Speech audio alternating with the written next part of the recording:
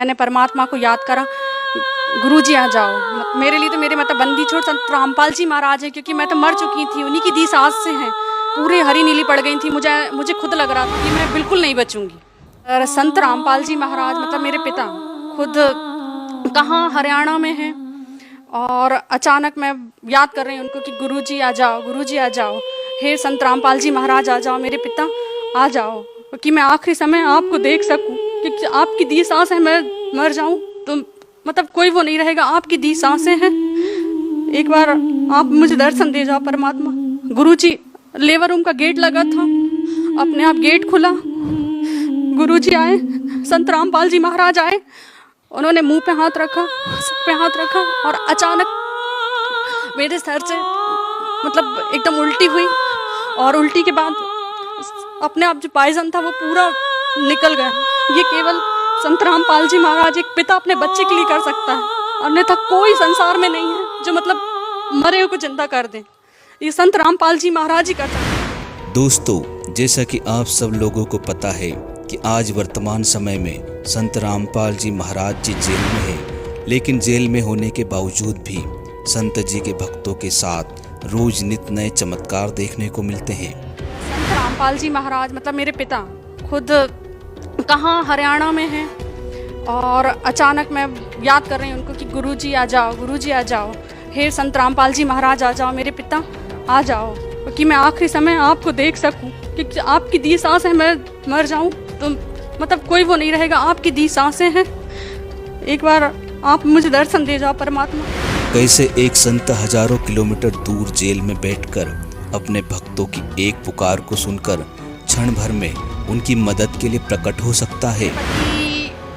मतलब सब जगह मुझे बता चुके थे डॉक्टर, मुझे भूत प्रेत बाधा भी थी, डॉक्टर इलाज भी उन्होंने मतलब पूरा करवा लिया था। उन्हें मतलब कहीं मतलब विश्वास नहीं था, पर उनके लिए ये था कि एक सच्चा ज्ञान क्या होता है, उन्हें वो चीज़ की प्रेरित थी। वो सब चीज़ें हताश होके गए थे, और उन्हें विश्वास था कि मैं संत रामपाल जी महाराज जी के पास जाके बिल्कुल ठीक हो जाऊंगी। उनको पूरा विश्वास था। ये है गाडरवाड़ा मध्य प्रदेश की रहने वाली राखी शर्मा। राखी शर्मा ने बताया कि कैसे उनकी डिलीवरी के समय उनके साथ चमत्कार हुआ, कैसे डिलीवरी के बाद उनके पूरे शरीर में इन्फेक्शन फैल गया, और उस इन्फेक्शन के कारण उनकी जान खतरे में पड़ गई। डॉक्टर ने बोला कि आपको 4 साल में आराम लगेगा, क्योंकि जो चीज़ 5 रहनी चाहिए वो 25.5 हो चुकी थी, और इस चीज़ में अगर आपको प्रेगनेंसी होती है तो वो भी नहीं हो सकती है। प्रेगनेंसी के समय मेरा थायराइड बढ़ गया था, और उसके बाद मतलब थायराइड में बोलते हैं कि पूरे समय की डिलीवरी नहीं होगी, और बच्चा होगा तो अपंग होगा। तो उसके बाद बहुत ज़्यादा दिक्कत हो गई थी। बच्चे होने के बाद मेरे शरीर में इन्फेक्शन फैल गया था, और पूरे शरीर में था मतलब इन्फेक्शन फैल चुका था, जहर फैल चुका था। डॉक्टर्स भी उनकी हालत देखकर घबरा गए, क्योंकि राखी जी का पूरा शरीर हरा पड़ चुका था, और उन्होंने राखी जी को अन्य अस्पताल में रेफर करने की पूरी तैयारी कर ली थी। राखी जी को भी यकीन हो चुका था कि अब वह बचने वाली नहीं है, अब कुछ ही देर की सांसें उनके पास बाकी है। तभी उन्होंने अपने गुरुदेव संत रामपाल जी महाराज जी को अंतिम दर्शन के लिए पुकारा। बस मैं रो रही हूँ, और डॉक्टर बोल रहे कि इनको सरकारी अस्पताल रेफर कर दो। पूरी हरी नीली पड़ गई थी, मुझे खुद लग रहा था कि मैं बिल्कुल नहीं बचूंगी। पर संत रामपाल जी महाराज मतलब मेरे पिता खुद कहाँ हरियाणा में हैं, और अचानक मैं याद कर रही हूँ उनको कि गुरुजी आ जाओ, गुरुजी आ जाओ, हे संत रामपाल जी महाराज आ जाओ, मेरे पिता आ जाओ, कि मैं आखिरी समय आपको देख सकूं, क्योंकि आपकी दी सांस है। मैं मर जाऊं तो मतलब कोई वो नहीं रहेगा, आपकी दी सांसें हैं। एक बार आप मुझे दर्शन दे जाओ परमात्मा।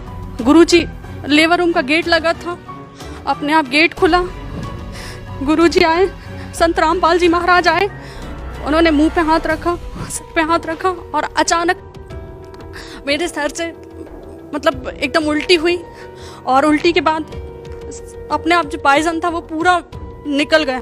मतलब ये एक चमत्कार है, डॉक्टर तक रेफर करने लगे थे जो सरकारी अस्पताल। कैसे संत रामपाल जी महाराज जी ने प्रकट होकर राखी जी के जीवन की रक्षा की, और भी कई चमत्कार राखी जी के साथ हुए।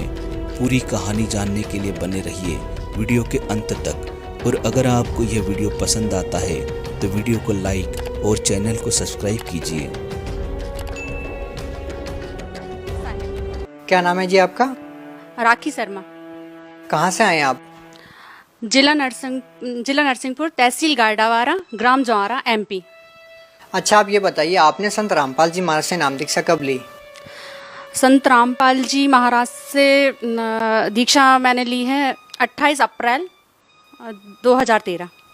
संत रामपाल जी महाराज से नाम दीक्षा लेने से पहले आप क्या भक्ति साधना करते थे?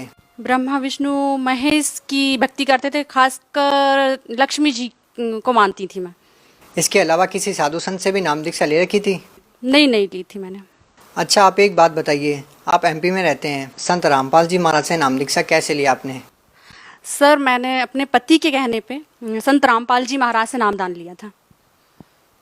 आप संत रामपाल जी महाराज के सतलोक आश्रम बरवाला में पहुंचे, आपको कैसा लगा? क्या व्यवस्था थी वहां पर? कैसा आपको अनुभव हुआ संत रामपाल जी महाराज के आश्रम में जब आप पहुंचे?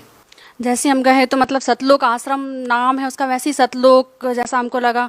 वहाँ छुआछूत नहीं मानते थे किसी भी तरह से, मतलब जाति समाज मतलब वो कुछ नहीं, सब एक साथ रहते थे। सभी लोगों के लिए एक साथ खाना खाना, एक साथ रहना। ये नहीं है कि मतलब ये बड़ा आदमी है तो मतलब उसके लिए कुछ VIP चीज़ है, ये कुछ भी नहीं। अच्छा, आप ये बात बताइए कि आपके पति क्यों चाहते थे कि संत रामपाल जी महाराज से नाम दीक्षा लें?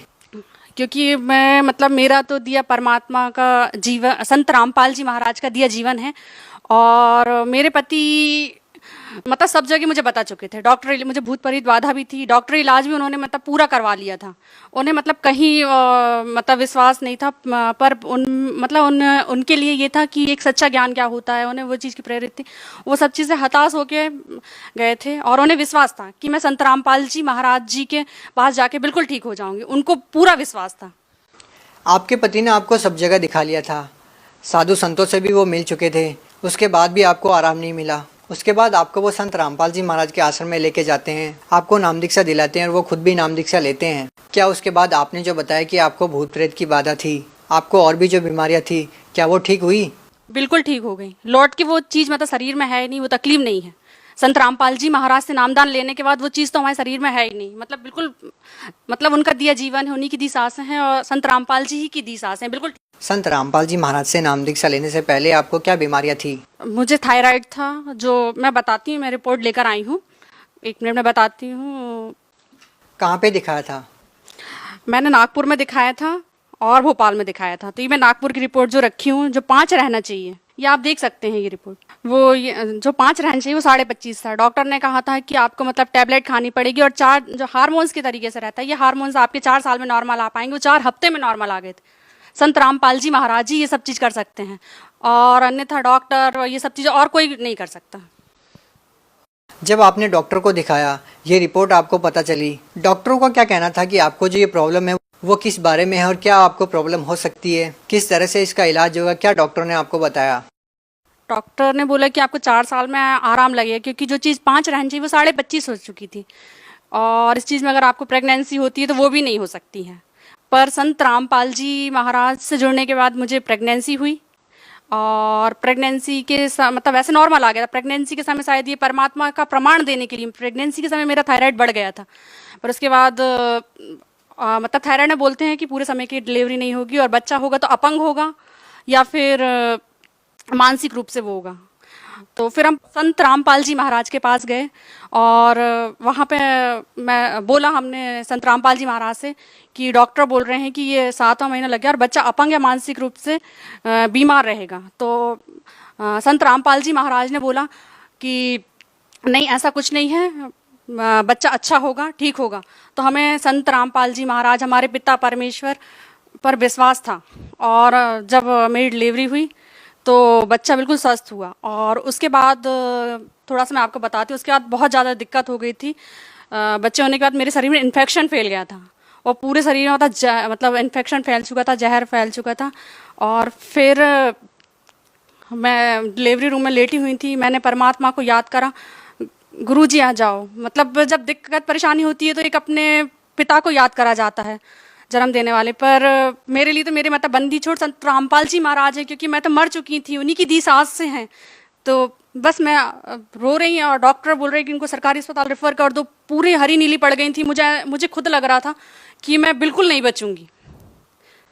पर संत रामपाल जी महाराज मतलब मेरे पिता खुद कहाँ हरियाणा में हैं और अचानक मैं याद कर रही हूँ उनको कि गुरुजी आ जाओ, गुरुजी आ जाओ, हे संत रामपाल जी महाराज आ जाओ, मेरे पिता आ जाओ, कि मैं आखिरी समय आपको देख सकूं, कि आपकी दी सांसें मैं मर जाऊं तो मतलब कोई वो नहीं रहेगा, आपकी दी सांसें हैं, एक बार आप मुझे दर्शन दे जाओ परमात्मा।